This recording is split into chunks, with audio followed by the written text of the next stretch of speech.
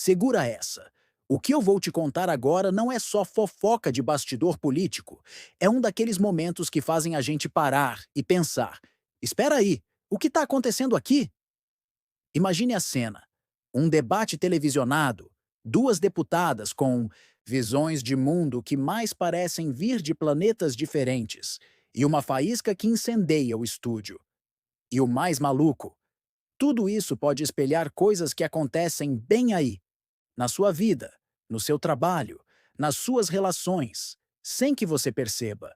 Fica comigo, porque o que começou com uma discussão sobre violência contra uma ministra pode te dar uma chave para entender muito mais do que você imagina. Tudo começou quando a deputada bolsonarista, Caroline de Tone, tentou, digamos, suavizar um ataque bem pesado que a ministra Marina Silva sofreu. Sabe aquela coisa de: ah, mas será que foi por ser mulher mesmo? Às vezes o debate esquenta. Pois é. Do outro lado, Sâmia Bonfim, do PSOL, não deixou barato. Ela não só defendeu a Marina, como jogou na mesa uma realidade que muita gente tenta varrer para debaixo do tapete: o uso da violência de gênero como arma política, como forma de calar, de intimidar. E ela falou com a propriedade de quem já sentiu na pele. Lembrou de um episódio surreal, durante uma CPI, onde, no meio de uma discussão séria, o presidente da comissão ofereceu a ela um remédio e um hambúrguer. Sim, você leu direito. Em vez de debater ideias, a tentativa foi de desqualificá-la, de tratá-la como se ela não pertencesse àquele espaço, como se sua presença ali fosse um equívoco. A mensagem subliminar era clara: o que essa mulher está fazendo aqui? Opinando sobre coisas sérias? E a Sâmia foi direto ao ponto. Eles não atacam o argumento, atacam a condição de ser mulher, especialmente uma mulher que não se curva, que tem voz e que ocupa um espaço de poder, como o de uma ministra de Estado. Ela bateu na tecla de que essa tática de menosprezo é antiga, mas que as mulheres não estão mais dispostas a aceitar. Elas se colocam, têm opiniões e, pasme, esperam que o debate seja sobre conteúdo, não sobre seu gênero, sua cor ou a pauta que defendem. Mas o verdadeiro campo de batalha, o epicentro do terremoto, foi quando o assunto principal veio à tona: o papel da primeira-dama, Janja Lula da Silva. Aí, meu amigo, a coisa esquentou de vez. A deputada Detone não poupou críticas. Janja estaria se portando de forma inadequada, gastando rios de dinheiro público em viagens internacionais, com uma estrutura que ela chamou de gabinete paralelo. Tudo isso sem ter sido eleita. Ela chegou a dizer que Janja age como se fosse o próprio presidente e que, se quer ter esse tipo de poder, deveria se candidatar. A acusação era de esbanjamento, falta de transparência e de ultrapassar os limites da sua função. Sâmia Bonfim, por sua vez, trouxe uma perspectiva completamente diferente. Ela argumentou que, historicamente, estamos acostumados a ver primeiras-damas em papéis quase decorativos, organizando festas, fazendo caridade, sempre subordinadas. Citou até o famoso rótulo de bela, recatada e do lar, que foi usado para Marcela Temer. Para Sâmia, o estranhamento com Janja vem justamente porque ela quebra esse molde. Janja opina, se posiciona, contribui ativamente, e isso, segundo a deputada, incomoda. Ela defendeu que a AGU, ao normatizar as funções da primeira-dama, não o fez para reprimir Janja, mas sim para dar clareza e evitar questionamentos constantes da oposição. E aqui veio o ponto de virada, o momento "ah!". Sâmia jogou luz sobre uma aparente contradição. Como assim o PL de Bolsonaro, que tanto critica a participação política de Janja, está justamente tentando alavancar a figura de Michele Bolsonaro como possível candidata à presidência?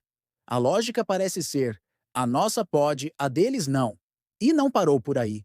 Sâmia relembrou escândalos que envolveram Michele Bolsonaro, como os cheques da rachadinha e os saques em dinheiro vivo feitos por Mauro Cid para pagar despesas pessoais da ex-primeira-dama.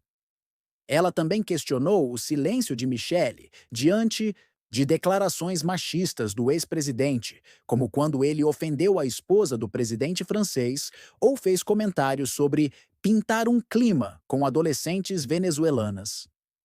Sâmia contrastou essa postura com a de Janja, que, segundo uma entrevista, debate com Lula quando ele faz declarações machistas e já o cobrou publicamente.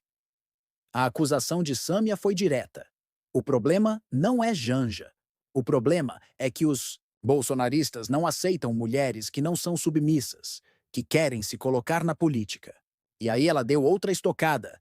Falam para as mulheres se candidatarem, mas na primeira oportunidade votam para anistiar partidos que fraudam cotas femininas ou não garantem condições reais de disputa. Um discurso contraditório e oportunista, nas palavras dela.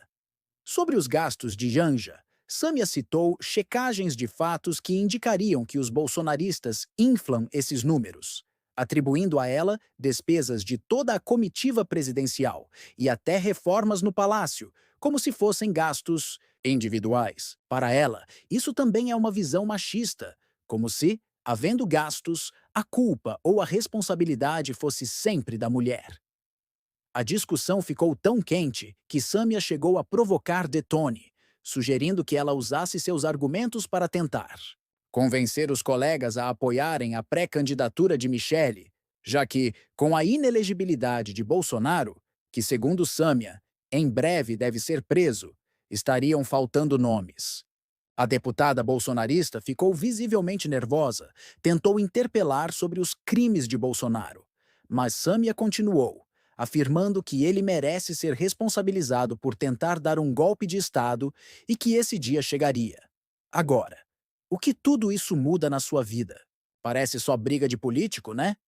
Mas pense bem, quantas vezes você já viu uma mulher ser interrompida numa reunião enquanto um homem fala o tempo que quer? Quantas vezes uma ideia de uma colega só foi ouvida quando um colega homem a repetiu? Quantas vezes o jeito de uma mulher se vestir ou falar foi mais comentado do que sua competência? Essa discussão no Congresso é um megafone para dinâmicas de poder e preconceito que estão por toda parte. O segredo aqui é que, ao entender como esses mecanismos funcionam na política, você ganha uma lente de aumento para identificá-los no seu dia a dia. Você começa a questionar: por que essa crítica só é feita a ela? Será que se fosse um homem, a reação seria a mesma? Esse debate te dá ferramentas para não aceitar mais o lugar da mulher como algo fixo e limitado. E o aprendizado, oculto, é que questionar, se posicionar e não aceitar ser silenciada ou diminuída, seja você quem for, é um ato de coragem que pode inspirar outros e, quem sabe, começar a mudar as regras do jogo. Não só na política, mas em todos os espaços. E aí, depois de tudo isso, quero saber de você. Qual a sua opinião sobre o papel da primeira-dama? Ela deve ter voz ativa na política, opinar e participar? Ou seu papel deveria ser mais discreto, focado em causas sociais e sem tanta interferência nas decisões de governo? Comenta aqui embaixo o que você pensa, porque essa discussão está longe de acabar.